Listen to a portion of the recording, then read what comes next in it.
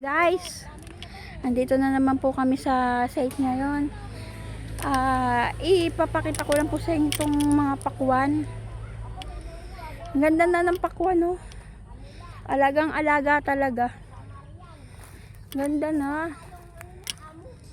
Tingnan nyo po guys, oh. Yung mga pakwan dito, pagka ito nagkabunga, masyadong marami nang aanihin.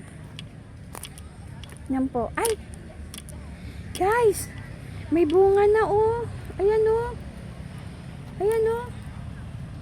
Oh.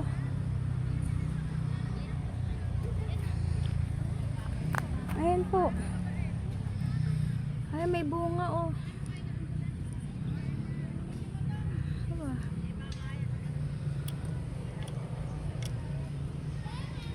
Yun, bunga. Ay, eto malaki-laki na. Wow naman. Ang ganda. Guys, ayan, oh. Oh. Dami ng bunga. Nakakatuwa naman. Ayan, oh. Ito pa. Wow. Dami na talagang bunga. Ganda.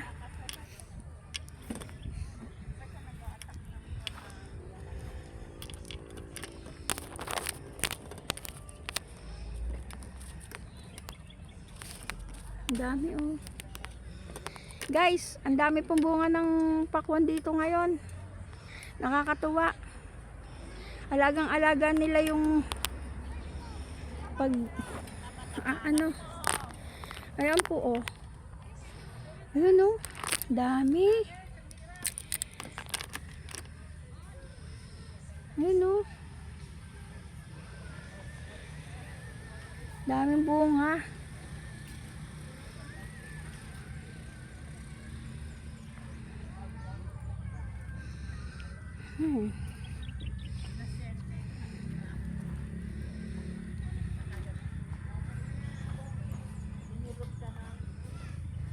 Dami. Daming bunga ng pakwan, nakakatuwa.